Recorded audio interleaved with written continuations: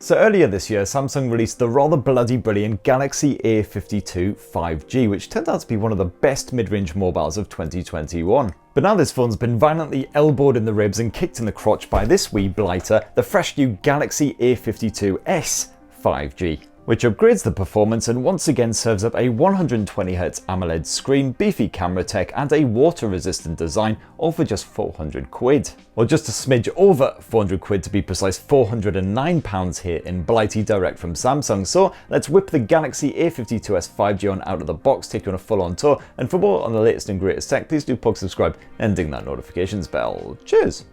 So let's start as always with what you actually get in the box besides the Galaxy A52 5G. And the good news is you do get a charger chucked in there, but sadly it's not all good news, as I will touch on in the battery section. And you got yourself a Type-C USB cable as well, although it's possibly the titchiest, tiniest USB cable I've ever seen bundled with a smartphone. And that is sadly your lot. There's no bundled condom case or any shenanigans like that. So now let's check out that Galaxy A52s 5G, which as you'll see from just a quick squint, sports a very similar design to the original Galaxy A52 5G. You once again have a plastic back end, and yes, it does feel very plastic indeed, and it's a shame that there's no cover bundled with the A52s 5G, because I get the feeling this will probably scratch up fairly easily in everyday life. But this is the mint model. You can also pick it up in a number of different hues, including black, white, or the very vibrant violet. Or to give them Samsung's official color names, this is Awesome Mint. You've also got Awesome Black, Awesome White, or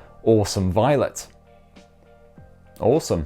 Are they awesome? Well, I do really like this mint color. It's a nice subtle hue, but still quite bright. Adds a bit of happiness and jolliness to your miserable everyday existence, I guess. Not sure I'd describe it as awesome, but it's definitely pretty decent.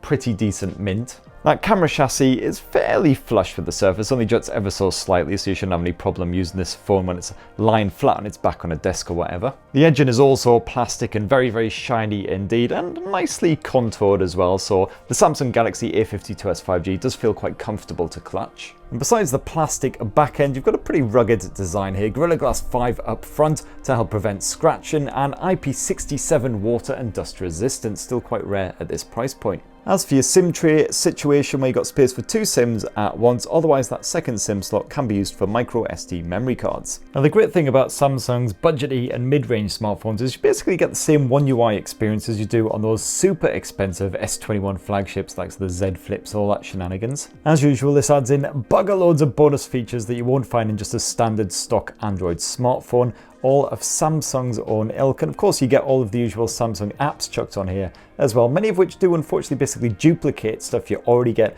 on Androids, like some Samsung Pay duplicates Google Pay. You've got your own internet browser, your own app store, your own smart home app, and of course good old Bixby, how we love it as well. You can basically choose which one is your favorite and then stick to that. And I've got to say, I do still like some of the additional bonus features as well. The likes of Bixby routines is very, very good if you're a bit of an if this then that fan. You got some great gesture support in there as well, and of course the fantastic one-handed mode as well, which occasionally takes a couple of goes to get right, but really, really handy because it's a 6.5 incher. Can be a bit tricky to use with one thumb otherwise. And the Galaxy A52s 5G also sports that fantastic Samsung Knox security suite as well, with all the encryption shenanigans and what have you. As for the biometrics, well, you've got an in-display fingerprint sensor, it's an optical scanner. So far, touchwood, seems pretty responsive. You know, it's not the fastest acting around, but I'd rather it did its job properly. Took a little bit more time. And that is backed by some facial recognition as well, if for whatever reason your mitts are a bit greasy or you're wearing gloves or something. And again, not the swiftest around, but certainly seems to do the job nicely, and doesn't work when your eyes are closed, which is great. As I mentioned before, you do have microSD memory card support to expand the storage, but you do get 128 gigs of space on there to begin with, so plenty to fill up with all of your random crap. And just like the original A52 5G, the Samsung Galaxy A52s 5G once again sports a 6.5-inch Full HD Plus AMOLED display. And once again, unsurprisingly, given this is a Sammy blower, it's an absolutely stunning panel. You've got 800 nits of brightness on that maximum level. It's certainly eye-punchingly bright when you bump it right up, so absolutely perfect for outdoors use. The display colors are set to vivid by default, and oh yeah, they will slap you right in the face when you're watching a vibrant bit of animation or something that really makes use of it. If you prefer, you can scale that back to more natural, lifelike, realistic visuals instead. There's no HDR streaming support for services like Netflix, but the contrast is still really stunning, to be fair. Because it's an OLED panel, pixels can shut off. Those blacks do look really black. You can tinker with the white balance if you like, but I found that the whites were perfectly crisp and neutral looking on the default settings. As for the audio, well, it is a stereo speaker setup here on the Galaxy A52s 5G, but is it not crap? Well, let's boost up the volume, see if it's any good. Many of the same premium features, including a 144Hz OLED display and a 108 megapixel primary camera sensor. And yeah, I'm certainly happy enough with that. It's a pretty strong output from both speakers, so even if you muffle that bottom one, you've still got plenty of audio pumping out of that top one right there. Nice and loud on that top volume as well. Clarity is not fantastic, but of course if you want to get some music or something on the go, you do at least have a bit of headphone jack action that you can always rely on. And that comes complete with support for Dolby Atmos, if you want a bit of that on the go as well, which can automatically tweak the audio output depending on what you're up to, otherwise you can manually do it yourself. Now, performance in the Samsung Galaxy A52s 5G is powered by the fresh new Qualcomm Snapdragon 778G 5G, as also found in the Motorola Moto Edge 20.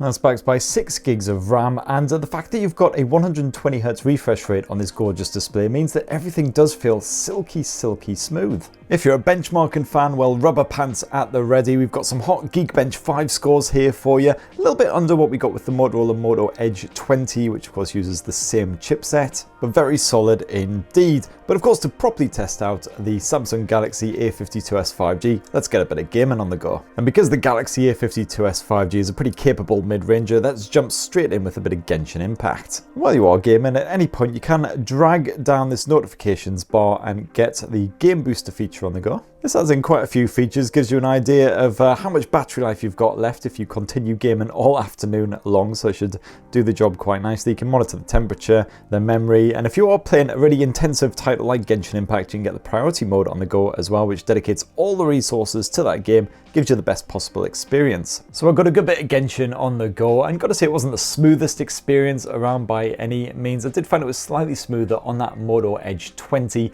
possibly because it wasn't bogged down with the Samsung Galaxy OneUI launcher as well, but still a more than playable experience on those sort of medium detail settings. You know, the odd little judder aside, it was a relatively stable frame rate, that's for sure. Nice strong visuals, of course, once again from that gorgeous OLED panel, and the touch response rate was perfect as well, so absolutely no problems with your swipes and pokes immediately registering on screen. It was also reassuring that the Samsung Galaxy A52s 5G stayed relatively cool during a fairly long session as well, so I will be testing out the game and even more for my in-depth review, but so far, so very good. And yes, as the 5G part of the slightly clunky name does suggest, you do have full built-in 5G support, courtesy of that Snapdragon 778 as well, so that's great news if you want your bit of future-proof connectivity. As for your battery life, well, it's a 4,500 mAh cell crammed inside of the A52s 5G. I've had about 20% drop off with a good bit of video streaming and Genshin Impact action, plenty of on-screen time, so touchwood should hopefully see you through a full day. That 778G is certainly an energy-efficient chipset, so all good, but I will of course be testing it out in depth. I'll be using this as my full-time phone for my in-depth review. Sadly, things are very much not impressive at all when it comes to charging up the bugger again, because the Galaxy A52s 5G only supports 25 watt charging, certainly not a patch on some rivals around this sort of price point. And even worse, even though you do get an adapter bundled in the box, it's only a 15 watt adapter, so you can't even get that maximum charging speed out of it. Anywho, let's move on to the camera tech, and the Galaxy A52s 5G seems to sport pretty much the exact same hardware as the older A52. So it's a 64 megapixel primary sensor with built-in optical image stabilisation as well to help you get a nice blur-free shot even if your hand seems to be moving around a lot. And as you can see there, you've got the usual scene optimizer tool as well, which just automatically tweaks the photo output to match whatever you're shooting. And the A52s seems to support all the usual bonus Samsung camera modes, including good old single take, how we love it. You've got a night mode, you've got a macro mode, you've got a portrait mode, you've got food if you want to shoot your sandwich before you actually eat the bloody thing. And you've got a pro mode as well if you want to tinker around with the likes of the ISO levels, the brightness levels, all that good stuff. And there is also a fun mode if you want to inject a bit of extra fun into your life. I don't know about you, but I am definitely already having so much fun. So much fun, it's definitely time to slap on the old rubber pants again. Oh my god, that's less fun, that's just creepy. And I mean, come on, you know you would. If anyone's still watching, then thanks for sticking around through all of that. You've also got a 12 megapixel ultra wide angle lens that you can swap to for a more pulled back, wider view of the action, of course, naturally. And in case you were wondering, the final two lenses making up the quad lens setup here on the back end of the Galaxy A52s 5G are a basic 5 megapixel macro shooter and a 5 megapixel depth sensor. And yeah, I'll be thoroughly testing out that camera tech for my in-depth review, but here's just a few basic sample shots that I snapped around the homestead before slapping together this video, just to give you a quick idea of what the camera is capable of. As for video, you shoot in Full HD at 30 frames per second by default, but you can bump that up to 60 frames per second, otherwise jump it all the way up to good old glorious 4K. And yes, because I love taking selfies so much, I will be thoroughly testing out that 32 megapixel selfie shooter, centrally positioned right there at the top end of the screen as well, just to see if that's good. And here's another sample photo of me putting on a big old cheesy grin so it looks like I'm actually really enjoying life instead of being rotten to the core with utter despair and hatred of everything. And there you are, my pretties, that is the Samsung Galaxy A52s 5G, still a clunky name, but seems like a solid smartphone through and through. I absolutely loved the original A52, so I have no doubt in my mind that I'm going to enjoy this one as well with that boosted performance, so you can get a bit of Genshin Impact and the likes on the go if you want. Yeah, my sim's already in there, so expect my full frank review at some point next week. It'd be great to hear your thoughts down in the comments below. Have you actually bagged yourself an A52s 5G as well? Be great to hear from you. Have yourselves a fantastic bloody weekend, and please do plug subscribe, ding that notifications bell, all the usual YouTube crap. Cheers, love you!